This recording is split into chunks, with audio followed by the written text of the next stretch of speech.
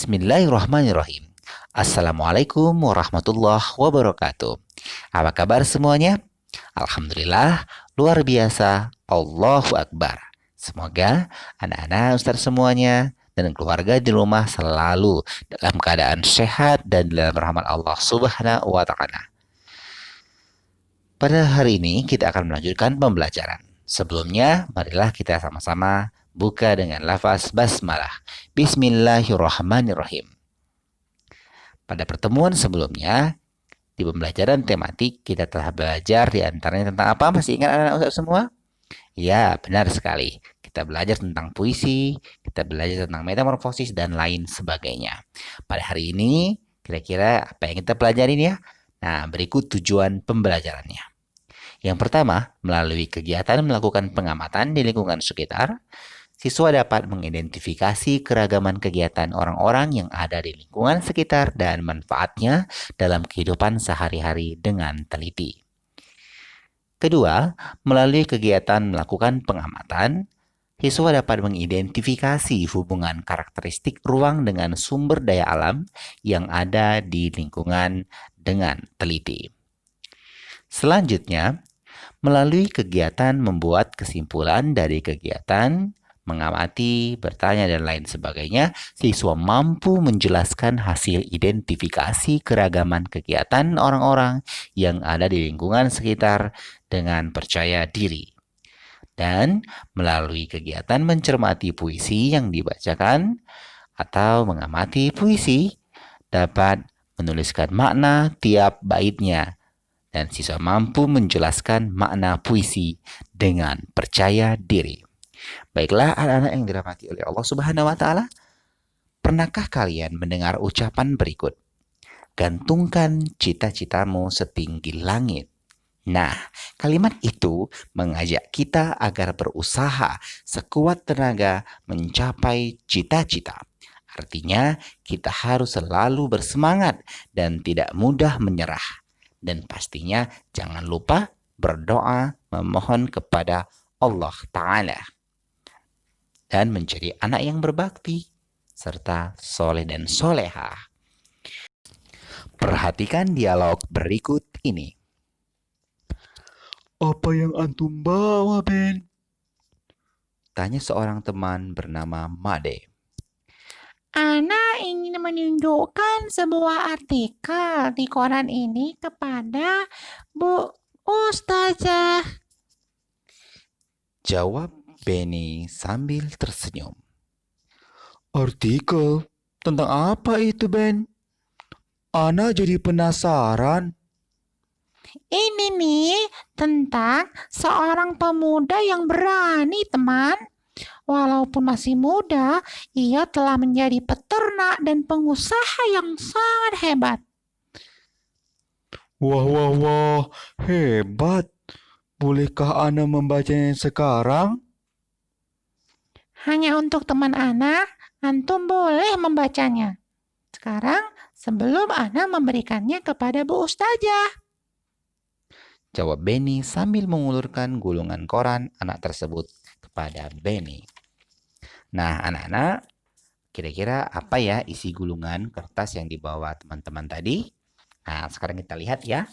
Nah, ternyata peternak muda dari Malang. Nah, menjadi pengusaha di usia muda mungkin bukan tujuannya. Ia hanya ingin membangun usaha mandiri seusai kuliah. Seorang pemuda bernama Triyono merintis usaha peternakan bebek potong sejak tahun 2006 dengan modal seadanya. Berbekal ilmu peternakan yang didapatnya dari tempat ia belajar di Universitas 11 Maret, ia memulai usahanya. Usaha peternakan bebek potong ia kembangkan hingga pada tahun 2007. Ia mendapat inspirasi baru. Ketika melihat hewan-hewan kurban, ia berpikir untuk mulai membangun sebuah peternakan sendiri. Untuk mendapatkan dana, ia membentuk sebuah kelompok bersama dan mengumpulkan dana dari teman-teman semasa kuliah. Setahun kemudian, Triyono berhasil memiliki sebuah lahan. Meski lahan itu tak terlalu besar, ia dapat membangun beberapa kandang untuk mulai beternak dan sapi. Setelah usahanya berjalan, setahun berikutnya ia mengembangkan usahanya itu untuk membangun peternakan dan pemotongan ayam. Usaha Triono kian membesar. Kini ia telah memiliki usaha ternak ayam, bebek, sapi berikut pemotongannya. Ia pun mengolah limbah peternakannya untuk dijadikan pupuk.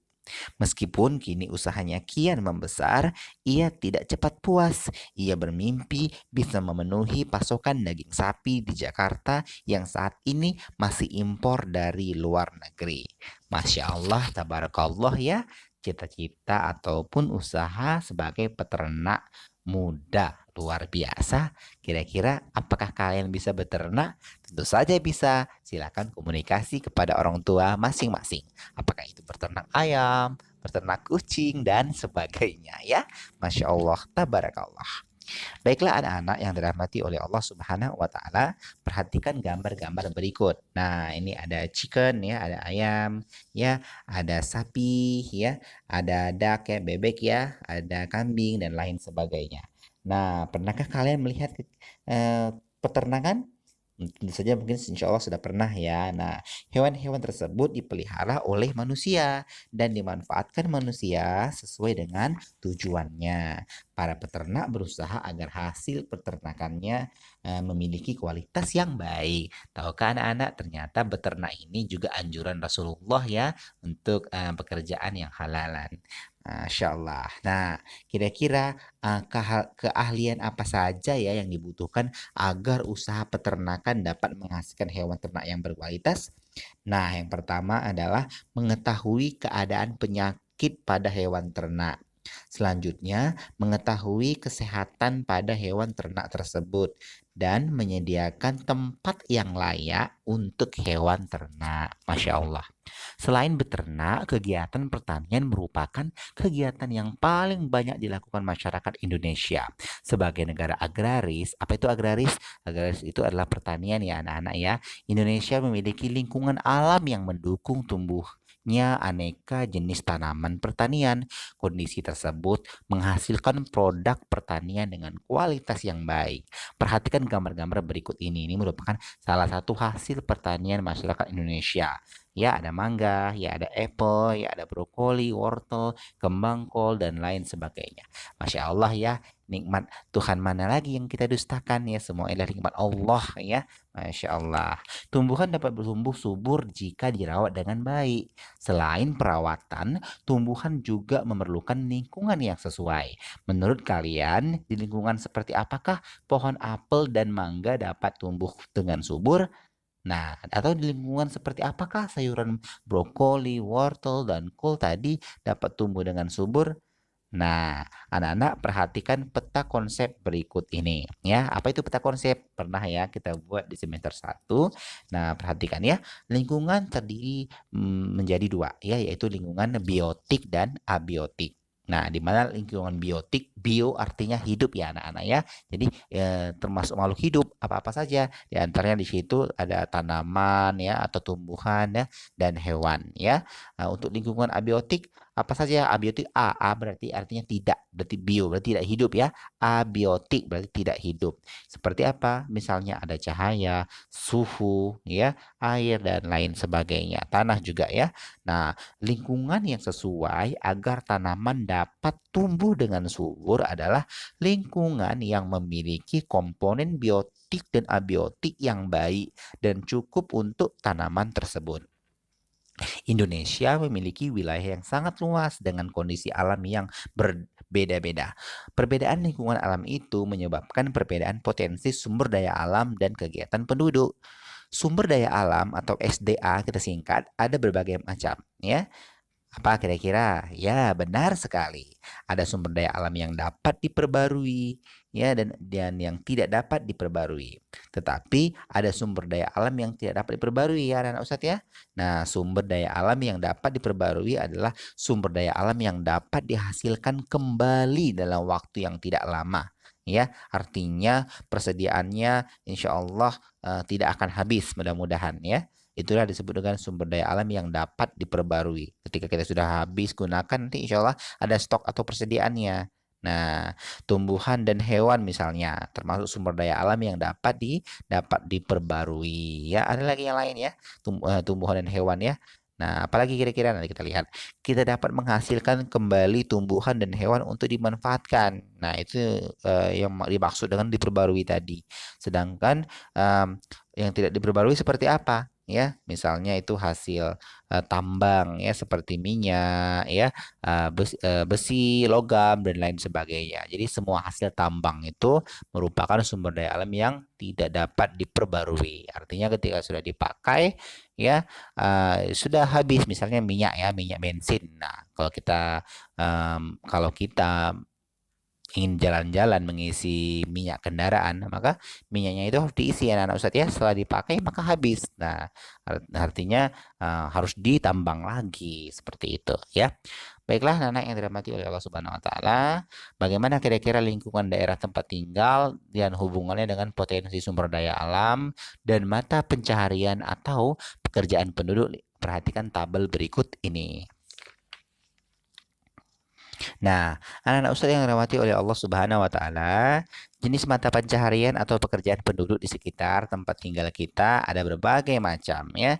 Ada pekerjaan ya yang dicita-citakan sesuai dengan lingkungan kita. Ada kira-kira? Ada mungkin ya. Ada pekerjaan apakah yang kita cita-citakan itu berguna bagi masyarakat? Kira-kira berguna atau tidak? Insya Allah mudah-mudahan berguna ya. Misalnya ingin menjadi ustadz atau syekh ya, mengajak orang kepada hidayah Allah ya, yang ingin menjadi dokter ya, mengobati orang-orang baik ya, mengobati orang-orang yang membutuhkan ya, ingin menjadi guru misalnya, menciptakan generasi yang cerdas dan soleh seperti itu ya, ingin menjadi polisi misalnya, menjaga keamanan ya, keamanan bangsa negara ini dengan jujur ya, ingin menjadi presiden atau pemimpin misalnya ya, menjadi pemimpin yang adil terhadap semua rakyatnya dan lain sebagainya. Seperti itu ya kira-kira nah Ustadz ya. Nah, selanjutnya perhatikan puisi berikut ini ya. Puisi berjudul Hidupku Penuh dengan Warna. Bukit-bukit itu membiru dari jauh. Laut itu pun membiru dari jauh. Mereka terlihat sama walaupun berbeda. Keduanya indah, keduanya memesona, walaupun berbeda, keduanya tak terpisah. Aku, kamu dan kalian, cita-cita kita mungkin berbeda. Bukan siapa yang berlebihan, tapi kita akan bersama meraihnya. Hidupku penuh warna, seperti pelangi di bawah langit. Berbeda, itu indah, yang membuat kita bersyukur pada Ilahi. Nah, ini Ustaz bacakan agak cepat ya temponya, karena apa? Karena mungkin karena durasi video kita agar lebih cepat ya Ustaz ya. Sebenarnya kalau untuk membaca puisi itu harus ada ekspresi, mimik wajah, nada yang naik turun dan sebagainya ya. Baik. Nah, sekarang kita identifikasi puisi yang barusan kita bacakan tadi ya. Nah, yang pertama judul puisi dan pengarangnya. Judulnya apa? Ya, Hidupku Penuh Warna. Nah, pengarangnya siapa? Pengarangnya adalah Dekaritas. Nah, kita identifikasi lagi ya.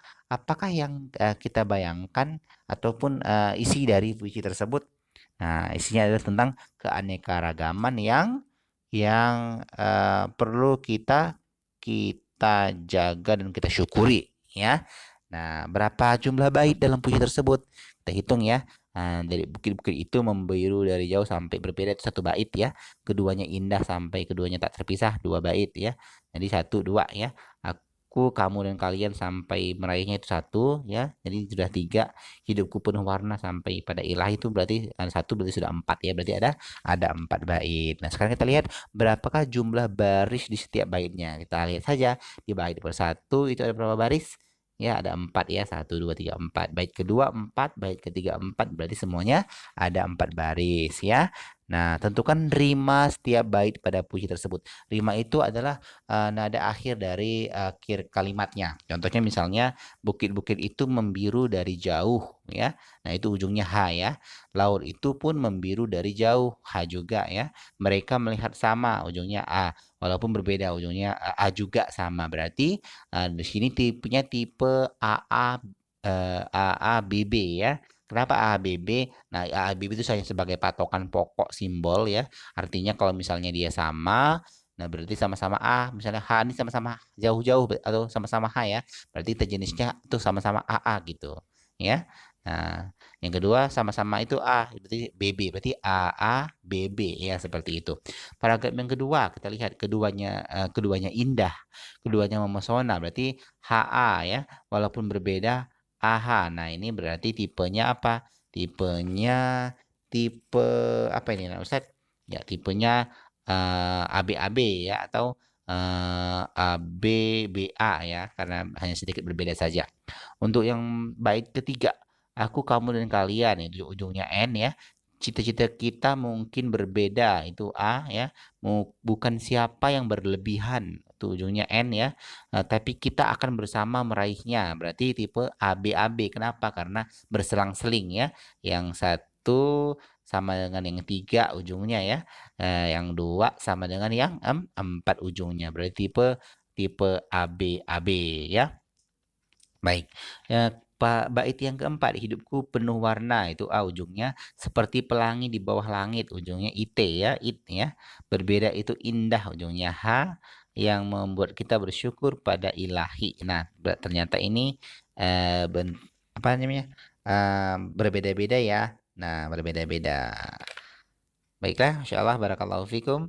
Mudah-mudahan anak-anak Ustadz paham ya tentang bagaimana rima puisi ya. Baiklah. Selanjutnya, anak-anak Ustadz yang dirahmati oleh Allah Subhanahu wa taala, kita perhatikan gambar berikut ini ya.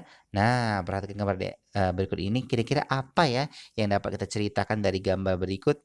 Yang pastinya ya, kita dapat memiliki lebih dari satu cita-cita. Nah, jadi nggak harus misalnya cita-citanya harus jadi dokter, nggak. Mungkin semuanya sudah saat ini anak-anak Ustadz punya cita-cita lebih dari satu, nggak apa-apa ya. Nah, mana yang nanti insya Allah dikabulkan Allah itulah yang menjadi jalan hidup mudah-mudahan ya.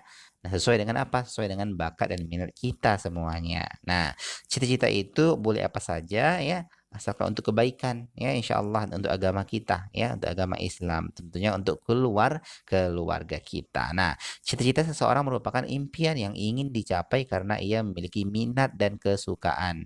Minat dan kesukaan terhadap apapun itu ya dapat membantu meraih cita-cita. Nah, baiklah anak Ustaz yang dirahmati oleh Allah Subhanahu wa taala ya. Nah, sekarang kita perhatikan ada banyak jenis kegiatan yang dapat kita lakukan, semuanya memiliki manfaat untuk mencapai cita-cita. Oleh karenanya, kita harus terus berusaha mengatasi kesulitan-kesulitan dalam melakukan kegiatan ya, apapun itu. Nah, jadi anak-anak Ustadz untuk meraih sesuatu itu butuh apa? Butuh doa dan perjuangan. Contoh misalnya ini kisah sukses mengatasi kegagalan ya. Ini seorang pemain basket dunia namanya Michael Jordan ya. Inti dari teks ini bahwasanya ternyata dia sepanjang karir saya katanya lebih dari 9.000 tembakan saya meleset. Wow, banyak sekali kegagalannya. Saya pernah kalah dalam 300 pertandingan.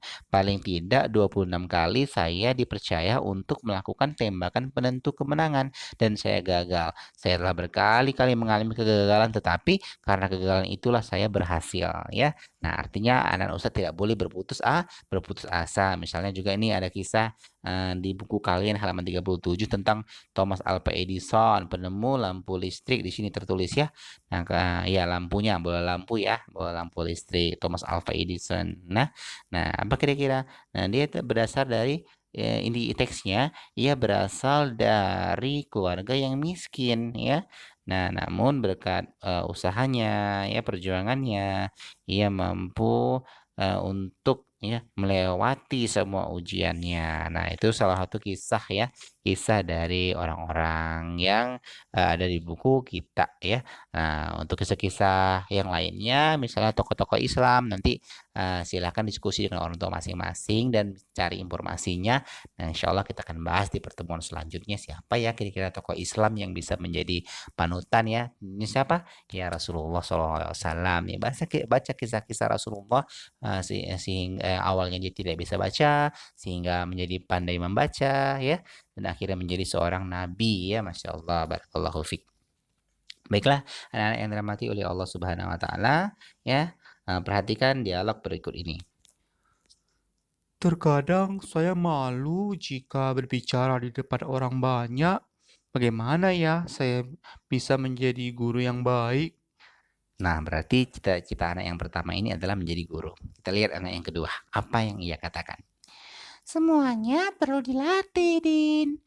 Ana pun demikian. Ana harus terus berlatih agar bisa menjadi olahragawan yang hebat. Meskipun badannya Ana kecil, nyali Ana tidak kecil, Din. Yuk kita saling memberi semangat untuk mencapai cita-cita kita. Nah, Masya Allah ya, dialog anak tersebut sangat bersemangat ya. Untuk setiap manusia pasti memiliki kekurangan dan kelebihan. Nah, oleh sebab itu, kita berusaha terus untuk memperbaiki diri, apalagi kalian sebagai generasi bangsa. Nah, perhatikan gambar berikut ini ya. Negara Indonesia yang terletak di titik persilangan antara berbagai bangsa menyebabkan keragaman ras yang ada di Indonesia. Nah, ras berkaitan dengan ciri-ciri fisik atau ciri tubuh. Setiap suku di Indonesia mempunyai ciri fisik yang berbeda. Masyarakat yang tinggal di Pulau Papua dan Pulau Aru merupakan satu kelompok ras yang berbeda dengan kelompok lainnya. Kelompok masyarakat Sakai dari Riau, suku Kubu dari Sumatera Selatan, suku Tamuna dari Pulau Muna, masyarakat Enggano di Bengkulu, dan masyarakat Mentawai memiliki kemiripan satu dengan lainnya. Masyarakat Batak, Toraja, dan Dayak ada dalam kelompok ras tersendiri. Demikian juga dengan kelompok masyarakat Madura. Jawa dan Bali memiliki ciri fisik yang hampir serupa. Nah, kira-kira bagaimana keragaman orang-orang yang ada di sekitar kalian? Nah, ya, kalau di daerah sekitar Ustadz ya, tidak ada keragaman ciri fisik yang berbeda. Kenapa? Karena berasal dari suku yang sama, yaitu suku Batak ya. Ustadz sukunya suku Batak Marga Hasibuan. Ya, dan Ustadz sukunya apa ya? Nah, bisa ditanya kepada orang tuanya. Nah, selanjutnya, apa manfaat kira-kira mengetahui keragaman ras dan ciri fisik suku-suku yang ada di Indonesia? Nah, seperti ayat Al-Quran yang pernah kita bahas ya, Allah itu menciptakan manusia bersuku-suku ya. Nah, manfaatnya yaitu meningkatkan pengetahuan dan wawasan tentang keberagaman yang ada di Indonesia. Selanjutnya, apakah manfaat mengenai keragaman ras dan ciri fisik masyarakat di sekitar kita? Yang pastinya yang pertama meningkatkan jiwa toleransi dan saling menghormati. Ya, lakum dinukum waliyadin. Kalau dia berbeda agama, nah Ustadz ya. Untukmu agamamu dan untuk kita agama kita. Ya, nah, menumbuhkan rasa bersyukur atas apapun ya yang menjadi keberagaman. Ya, baik, karena Ustadz yang rahmati Allah Subhanahu wa Ta'ala. Nah, sekarang kita cek lagi puisi berikut ini ya yang berjudul Tanah Airku, Tanah yang Beragam. Nanti anak Ustadz silakan baca sendiri ya. Nah, kita akan cek kira-kira apa makna puisi bait per baitnya. Bait yang pertama kita lihat, kamu menyebut dirimu orang Toraja, dia menyebut dirinya orang Papua, aku menyebut diriku orang Madura, kami menyebut diri kami orang Indonesia.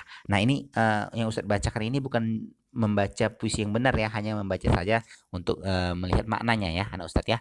Kalau untuk membaca puisi yang benar nanti bisa diuji coba ataupun bisa mencari referensi lainnya. Nah, untuk yang pertama ini kira-kira isi makna puisinya adalah meski beraneka ragam suku, kita semua adalah orang Indonesia ya. Baik, kita lihat makna puisi yang kedua ya, makna puisi bait kedua. Nah, kita lihat, kita baca ya. Kamu bersyukur dilahirkan di tanah para raja. Dia berterima kasih bergelar mutiara hitam. Aku bangga disebut sebagai punggawa. Kami bersujud dikenal sebagai Nusantara. Nah, apa kira-kira maknanya? Nah, kira-kira maknanya adalah rasa syukur dan bangga lahir di Indonesia. Selanjutnya